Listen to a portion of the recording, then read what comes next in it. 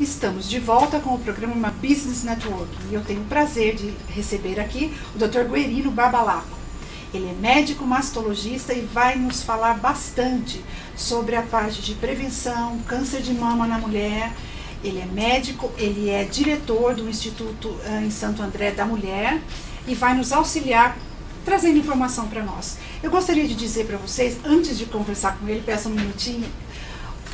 A partir desse programa eu vou trazer vários profissionais aqui da área de saúde, porque sem saúde não acredito que haja negócios, que haja sucesso, que haja felicidade. Então, uma das colunas do ser humano, acho que se não for a principal coluna, a questão da saúde. Então é um prazer imenso ter o senhor aqui. Nós vamos colocando ao longo da entrevista algumas qualificações, algumas posições a respeito da sua carreira. Existem algumas estatísticas, alguns dados, onde houve um aumento da incidência de diagnósticos 10 vezes no contexto mundial do câncer de mama. O senhor poderia nos colocar um pouco a respeito desses dados? Primeiramente, desde um prazer tê-lo aqui, né? Muito obrigado, Mara. Bom dia a todos. Realmente nós estamos constatando que existe um aumento na incidência de câncer e o que nós temos visto, que nós não conseguimos ter uma medição tão precisa, é que a idade também está variando. O mais normal hoje, né, que você pega de estatísticas, é o câncer de mama com ascensão até 50 anos, né, e depois você permanece num platô. E nós temos pego hoje nos serviços pacientes jovens com câncer de mama, e isso a nível nacional e a nível mundial também. O porquê disto talvez esteja relacionado com a mudança da dieta, mudança de costumes, mas nós não temos ainda um fator principal que possa indicar o motivo dessa elevação. Ok. O Dr. Guerino, ele é membro titular da Sociedade de Mastologia, tá? E ele também tem um grupo multidisciplinar que eu achei muito interessante, que seria a mama sob novos olhares. Exatamente. É algo que está sendo bastante assim, existe uma tendência, né, de se falar, de se olhar. Era um assunto meio restrito, não era, Dr. Guerino? Há duas décadas, vamos colocar 2 décadas. Há 2 décadas Falar de câncer de mama há um tempo atrás era um tabu, né? As pessoas acabam nem falando, teve câncer, ela teve aquela doença. O CA, né? Teve um CA, mas ela fala, teve aquela doença, ninguém pronuncia a palavra câncer, né? Então nós fizemos o quê? A partir de 2007, eu montei um grupo, que é um grupo multidisciplinar, com participação de assistente social, psicóloga, fisioterapeuta, nutricionista, o grupo Viva Melhor, que são pacientes mastectomizadas, que atuam ajudando pacientes que hoje têm câncer de mama, para auxiliar essas pacientes que estão com câncer de mama. E a gente vê, como você bem falou, né, a saúde empresarial também cai nisso, né? Se você tem os seus funcionários que não têm uma saúde adequada, estão se preocupando com uma doença, eles têm que ter orientação, e nós fazemos isso. Orientação, né? Esse grupo ele trata de pacientes que são submetidas à cirurgia por câncer e também pacientes que têm um receio muito grande de câncer, né? Às vezes pacientes cancerofóbicos. Então nós atendemos de uma forma geral essas pacientes. Ok. Dr. Guerino, o senhor também é coordenador, né, do Centro de Mastologia do Hospital da Mulher em Santo André. Serviço de mastologia. Dentro dessa experiência toda, né, já faz um longo período que o senhor está atuando nessa área, eu gostaria de fazer algo assim, uma colocação, uma pergunta meio delicada, mas eu tenho que colocar porque não está aqui no nosso script, mas se for possível. Eu tive um caso, algo particular, mas que eu acho que muita gente pergunta, a questão do câncer na família, né? Quando tem tias, primas que tiveram essa incidência, isso. Aí fala, não, mas isso daí tem que se for do lado materno, do lado paterno, a incidência, o risco é menor. Existe esse dado em termos de estatística? Quando você tem familiares de primeiro grau, sim. Então tua mãe, teu pai, tua irmã, você tem um risco maior em relação à população geral. Isso não significa que você vai ter câncer, significa que em relação à população que não tem casos de câncer na família, teu risco é um pouco aumentado, mas é só um risco, né? Quando você tem muitos casos na família, que você teria tua avó, tua mãe, tua irmã, você hoje teria como fazer um exame para ver se você tem uma chance grande de ter câncer, que é o BRCA1, BRCA2, que quando positivo gira em torno de 80%. Então existe a familiaridade né, quando você tem câncer, mas não que você, por ter um familiar ou a tua mãe, você vai ter câncer, você só tem um risco maior. As pessoas têm, eu estou fazendo essa pergunta, até usei isso no caso falando da minha pessoa, mas é uma pergunta geral. As pessoas têm medo de perguntar e ouvir uma resposta que às vezes não querem. Então eu tomei a liberdade aqui no programa, aproveitando a nossa oportunidade, para perguntar, que eu tenho certeza, inclusive me pediram quando eu coloquei qual seria a pauta de pergunte, por favor, pergunte, sabe assim, porque eu não tenho coragem de perguntar ao meu médico. As pessoas têm muito medo, né? Porque você só tem um aumento do risco. Você imagina se tua mãe teve câncer de mama e você vai ter. Então nós não precisaríamos esperar você ter, né? Nós já faríamos uma cirurgia para retirada das glândulas mamárias, tudo. Eu acho que é selar um diagnóstico, né? Isso daí torna a paciente muito preocupada, ela deixa de viver a vida, uma qualidade boa de vida, para se preocupar com o câncer. Ela tenta adivinhar no futuro. E eu acho que isso daí, hoje, no mundo que nós vivemos, é péssimo. A gente tem que ter qualidade de vida para usufruir a nossa vida de uma forma boa. Com certeza. Nós vamos começar dentro de alguns segundos uma série de perguntas, mas antes assim, eu quero fazer algo um pouco o mais abrangente possível e descontraído também, porque duas colocações me fizeram.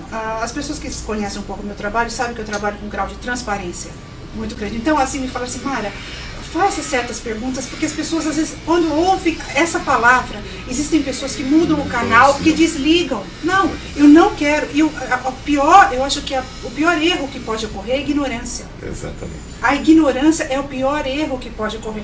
Então, assim, é importante a pessoa estar atenta para a questão do que pode ser feito numa medicina preventiva. Sim. Não é? Eu acredito muito nessa questão.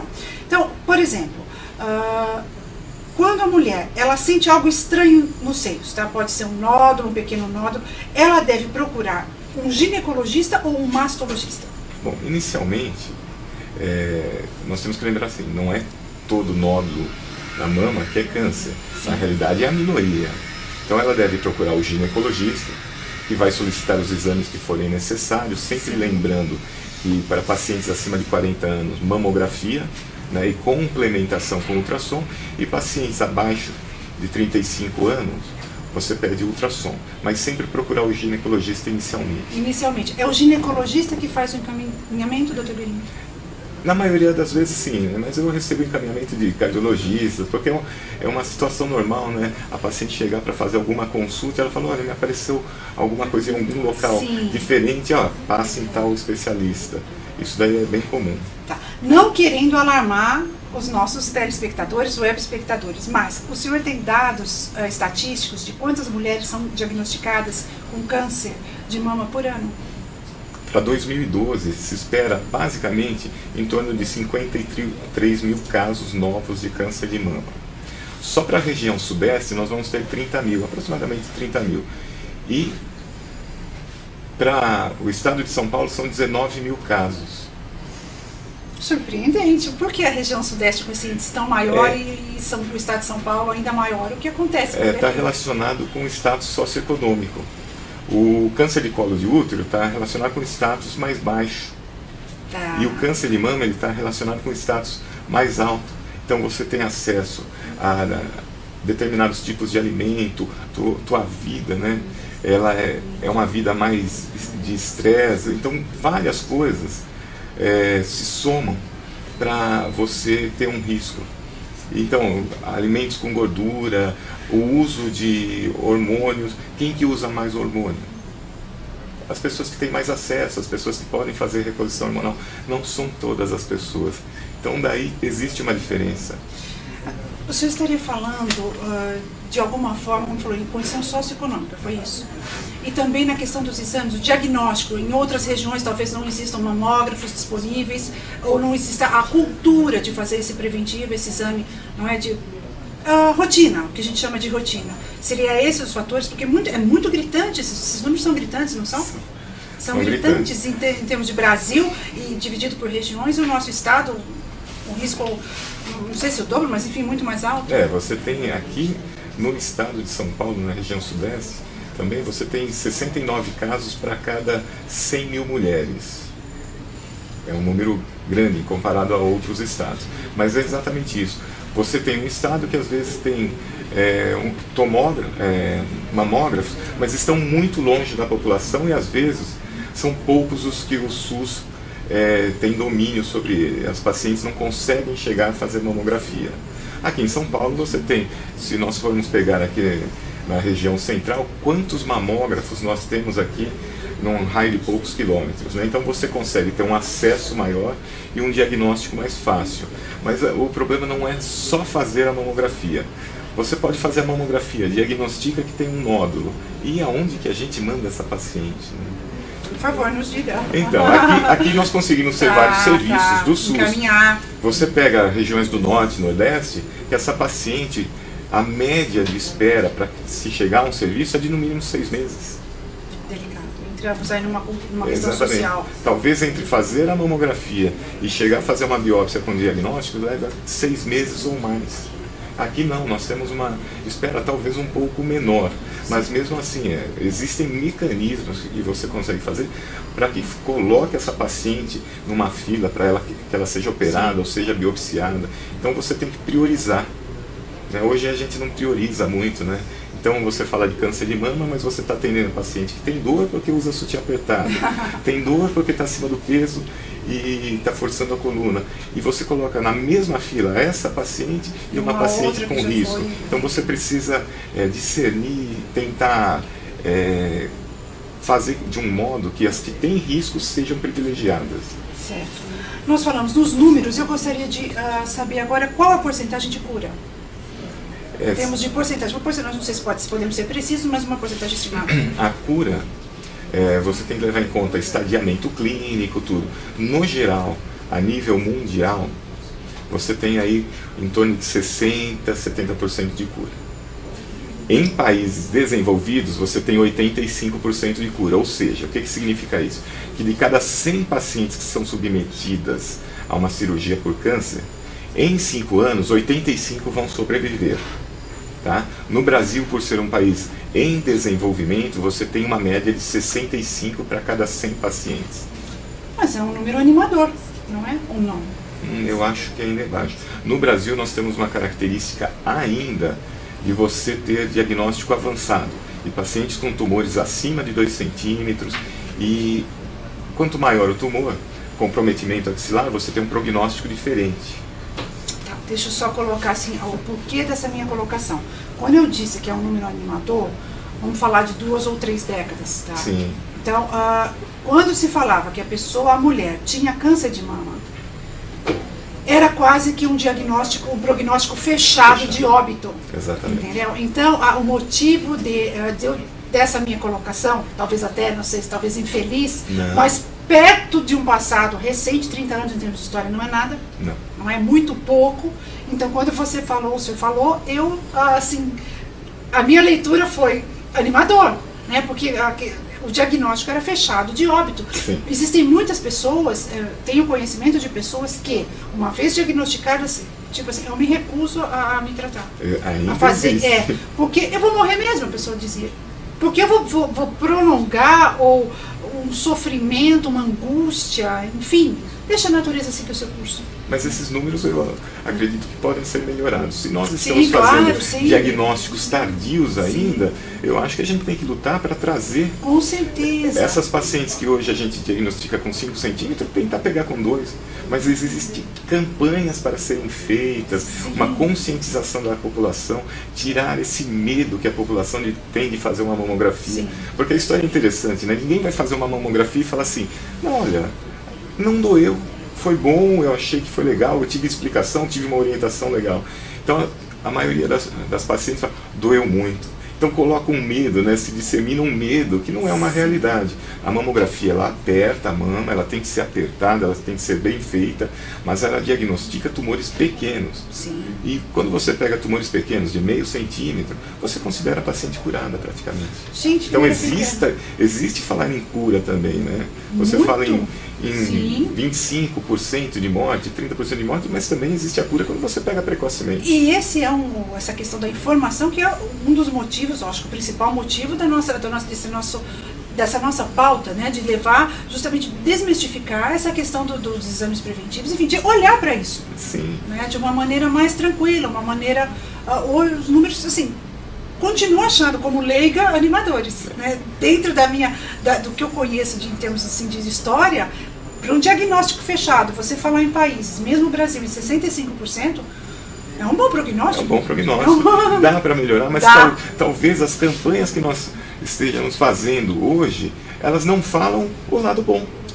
É verdade, é verdade. As campanhas visam câncer de mama, então tudo que a paciente palpa, ela vai pensar em câncer, em vez de se falar que é a minoria. Né, daqueles nódulos que aparecem, por exemplo, fibroadenoma, não é? O fibroadenoma, que opera ou não e não vai fazer grandes diferenças para o paciente. Ou hoje, se falar que o ultrassom ele melhorou tanto de qualidade que toda mulher praticamente tem cisto na mama, e o cisto é uma situação natural, não precisa medicar, ou que no ultrassom também vão aparecer nódulozinhos que não tem nenhuma relação com câncer e não precisam ser retirados. Então, se fala, no geral, olha, tudo que é nódulo, você tem que sair correndo, né? Com a sensação que é câncer. Sim, a falta de informação, também conhecido como ignorância. A gente tem que colocar para tentar, né, alertar ou mostrar esse outro lado. Agora, como foi dito, esse nódulo, esse tumor, se diagnosticado ainda bem no início, meio centímetro, é isso? Meio centímetro, 1 centímetro. É considerado, ou seja, quanto antes for diagnosticado... maior a chance de cura realmente. Olha que coisa forte o que ele falou. Se um nódulo, um tumor tiver meio centímetro, eles consideram, a medicina considera a paciente praticamente curada. Isso é maravilhoso. Não é? Porque hoje a quimioterapia melhorou muito, nós fazemos hoje cirurgias conservadoras. Há 20 anos, quando eu comecei a operar, era assim, mastectomia para todo mundo, a gente fazia muito Halsted, né, que é um tipo de cirurgia que você retira toda a musculatura, só deixa as costelas, mexia na axila. Traumática emocionalmente, não é? Para paciente, a questão da feminilidade. Exato. Ligado, a mulher, né, a mama tem a questão da feminilidade, da sensualidade. É um órgão também relacionado à sexualidade. Com certeza. A tudo. Então, hoje você consegue fazer cirurgias conservadoras, você pode fazer uma cirurgia radical, mas fazer a reconstrução no mesmo ato cirúrgico. Então, a paciente hoje, não são em todos os locais que a gente consegue fazer a reconstrução, mas isso daí é o governo que está estipulando. Desde, acho que 2008, se eu não me engano, tem lá a lei que deveria ser oferecido para todas as pacientes a reconstrução. A gente está conseguindo fazer isso. Existe uma lei que todas as pacientes têm direito legal na Constituição, é isso? Existe uma lei que todo serviço público deve oferecer a reconstrução mamária, algum tipo de reconstrução, para que você faça o quê? Quando você opera uma paciente, às vezes ela está super angustiada. Sim. Imagina você, acorda da cirurgia, levanta, olha, não tem mais a mama.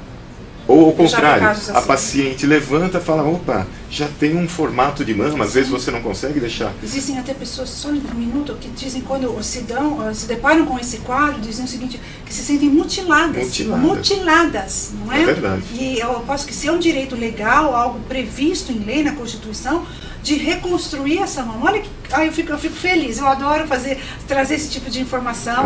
O nosso programa, ele é visto mundialmente, né, através da web, e é muito gostoso, doutor Guerino, ter pessoas assim que se dispõem a vir para poder nos orientar, trazer notícias para mim, acho que para muitas mulheres, muito legais, porque, como eu falei, o estigma de diagnóstico fechado, algo subliminar, meio até subconsciente, mas ficou muito impregnado. Mas as propagandas podem mudar isso daí. Também pode auxiliar.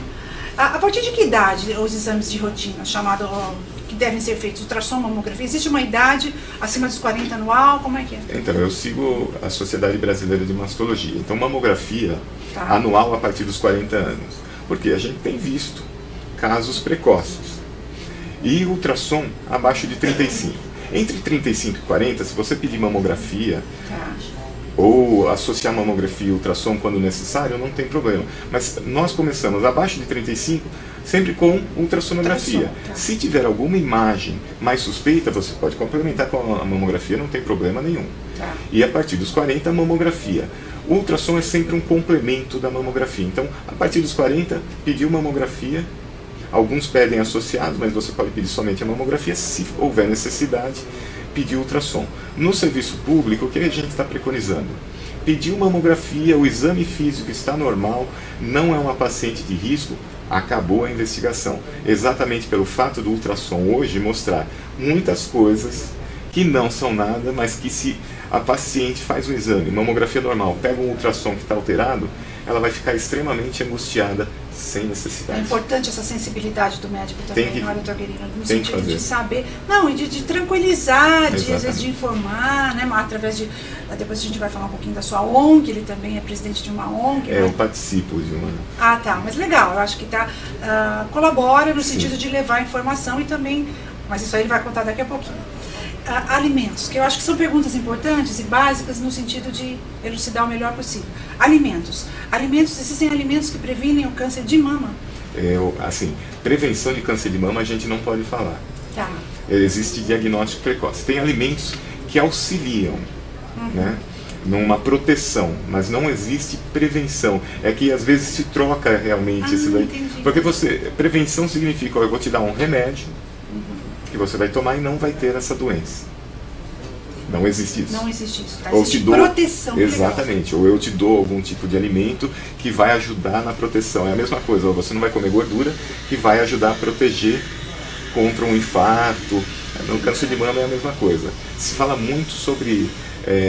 você faz a prevenção do aparecimento do câncer. Infelizmente não faz, mas você faz uma proteção relativa. Existem vários alimentos, né? Mas se você, vamos supor, evitar gorduras, né, obesidade, fizer atividade física, tem alguns fatores que aumentam o risco para câncer de mama. Estresse, né? Estresse, eu acho que é o grande vilão ou não? Eu acho que a genética, mas você tem uma engrenagem, né, onde vários fatores eles se juntam, principalmente o fator genético. Principalmente. O fator genético talvez seja o principal. Não adianta falar, a paciente teve uma menarca precoce e por isso ela teve câncer de mama. Não é bem assim, tá. Nos homens, é comum ela cometer homens? O câncer de mama é comum ela cometer? Você tem uma estatística que ainda permanece, que para cada 100 mulheres com câncer de mama, você tem um homem. No caso do homem, é um pouco diferente, porque o homem não tem glândula mamária. Então a tendência à agressividade é um pouco maior. Porque a glândula, ela contém o tumor vai crescendo na glândula. No homem não, ele não tem glândula, então você tem um resquício de glândula mamária, e quando esse tumor ele começa a crescer, praticamente ele já está na pele e no músculo. Entendi. Então o diagnóstico... Mais agressivo, é um tumor agressivo. Normalmente por isso, porque você não tem área de contenção. Mas também o prognóstico é super bom, eu brinco, né, que eu tenho vários pacientes que eu operei com câncer de mama, eu tenho 8 casos operados, né, que eu acho uma estatística até grande para quem trabalha, às vezes só em consultório particular, é uma estatística boa, né? Eu acabo unindo um com o outro, né, no sistema público, mas eu tenho uma casuística muito boa. Ok. Doutor Guerino, eu soube também, nos foi dito que o senhor é voluntário do grupo Viva Melhor. Qual é o seu trabalho nessa ONG? Na realidade, eu dou uma assessoria, né? Elas trabalham comigo. O que nós fizemos, né? Nós fizemos uma troca, que é o quê? Elas têm uma experiência muito grande em conversar com as pacientes, né? De orientar, de passar algumas orientações, e eu faço o quê? Eu trago elas para o meu serviço. Então acaba tendo uma troca. Elas não tinham experiência em passar no leito do paciente. E hoje o que acontece? Todas as pacientes que nós operamos, ela recebe a visita assistente social, psicóloga, fisioterapeuta, do grupo Viva Melhor, que leva um kitzinho, né? Todas as pacientes que são operadas, a maioria sai com um dreno. E nós fornecemos o quê? Um sutiã com um bojo, quando é feita uma mastectomia e não tem condição de reconstrução, uma sacolinha para você depositar o dreno, e um travesseiro para colocar na região axilar. Todo um cuidado, não é o lado humano também, a presença dos profissionais. Não dá para tratar o paciente, esse paciente, você faz isso, até logo passar bem, ele que se vire, né, no emocional dele. A gente tenta dar isso daí no hospital. Então, na espera do paciente, faz muita diferença. Como o emocional estando bem, tudo favorece, ajuda, fica melhor. A pessoa, né, ela se sente importante, cuidada, valorizada. Porque sabe aquele médico que olha pro paciente com aquela cara, como quem diz? Ele não precisa dizer nada, a expressão do médico, não é? ela diz muito para o paciente e para os familiares. Eu sou extremamente autoastral, né? Então, exatamente, eu acho que tudo você tem jeito de dar uma solução. E é muito interessante que os pacientes também percebem isso. Com certeza. Eu começo a ver, às vezes, que o paciente fala, nossa, doutor, eu fui lá, eu operei a paciente do mesmo jeito que operou, tá de baixo astral, tudo, e eu tô super bem, eu tô levando minha vida, tô querendo fazer as coisas direitinho. Por quê? Porque a gente dá um suporte. Essa paciente, ela não tem a psicóloga só naquele momento. No momento que ela precisar, nós vamos estar disponíveis. E isso é importante. Gente, como é gostoso conversar com um profissional de alto nível. Não é à toa que é um preceptor do departamento de mastologia da Faculdade de Medicina do ABC. É gostoso. Esse lado também, o lado didático, né? Que também é muito importante para nós. Uma pessoa que traz assim, gostei. Eu sou meio, assim, eu sou apaixonado por aquilo que eu faço, né? Eu sempre gostei de mama. Então eu não faço mais ginecologia, obstetrícia, lógico que eu continuo estudando, mas assim, eu tenho um fim de tentar melhorar, de tentar ajudar, que eu acho muito legal. Eu acho que você tem um retorno muito positivo das pacientes, o retorno dos teus colegas, né? Porque eu falo, eu não faço nada sozinha. Com certeza. Se a paciente está de bem, é porque eu atendi bem, todos atendendo bem. Se ela ficou lá no hospital, ela teve um suporte dentro do hospital. Então, você tem que comprometer as pessoas. Sabe uma coisa, doutor Guilherme? Nosso programa, nosso horário, infelizmente, aqui é limitado. Opinião pessoal. Eu gosto quando a pessoa... Eu achei muito interessante. Eu não faço mais ginecologia. É isso? De direito? Ou seja... além dos seus títulos, entre eles especialista em mastologia, isso, membro da Sociedade Brasileira de Mastologia, mas sabe aquela pessoa, eu atendo todo mundo, sabe aquela, tipo assim, é um número próximo, o paciente sabe aquele, existem profissionais de todas as formas. Agora, tratar com um especialista, consultar o especialista, como falo, tem algum problema diferente, vá ao papo para dar daquela, vá à pessoa que é especialista naquele seu problema. Então, o que mais eu adorei a entrevista, mas assim, quero parabenizar por essa postura, que é uma postura, eu entendo, ética, uma postura honesta, não é? Porque quem é da área de saúde sabe, de repente, um leque aberto, né? Eu acho que vai do compromisso de cada um, mas num primeiro momento, mais possibilidades, existe a questão financeira do médico também, mas assim, eu acho muito legal isso. A pessoa, ela se compromete, né? Tipo assim, eu atuo nessa área, outros casos eu encaminho, eu acho que tem humildade nisso. Olha, eu fiquei muito feliz. Não que quem não faça isso, que sim, mama, com certeza. Nada, mas é que eu me dedico, eu realmente faço o que eu gosto. Eu falo, eu sou uma pessoa feliz, que eu faço o que eu realmente gosto, sem nada de ficar mentindo, eu faço o que eu gosto. Eu me dedico ao paciente porque eu recebo energia positiva com dele. Certeza, eu acho que é saudável. muito legal você, que nem a gente faz reuniões nos hospitais, que a gente traz lá pacientes, 100 pacientes ou pessoas que queiram saber sobre câncer de mama, e você vê o retorno, né, daquela paciente que às vezes fala, olha, eu operei lá no hospital, operei com esse pessoal e fui muito bem atendida. Isso daí é o retorno positivo, às vezes não é financeiro. Exato. E eu, assim, no início da entrevista até procurei não falar muito de títulos, porque é um profissional altamente especializado, porque o que eu senti deles, uma percepção também minha, foi a pessoa, né, no sentido de...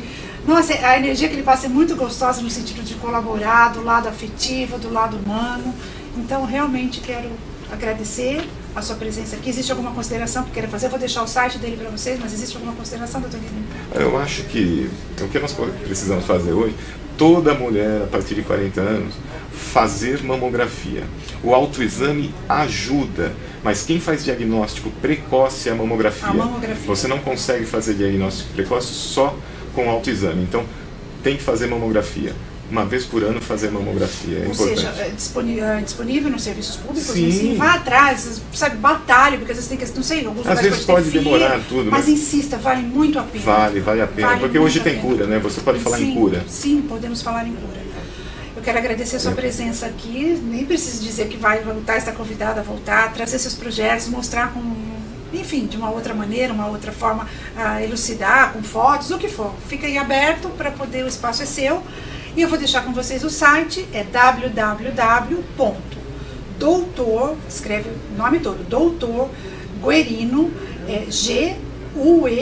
guerino.com.br. Eu estou soletrando que é para ninguém perder, porque vale fácil muito a pena. Nome. Fácil, mas para ninguém deixar de ver porque não entendeu direito. Então, doutor escrito por extenso, não só o DR. www.doutorguerino.com.br. Vale a pena. Muito obrigado, Mara, pela oportunidade, eu agradeço. Ok. O nosso programa chega ao final e eu espero vocês na próxima semana. Tenham uma excelente semana e até lá.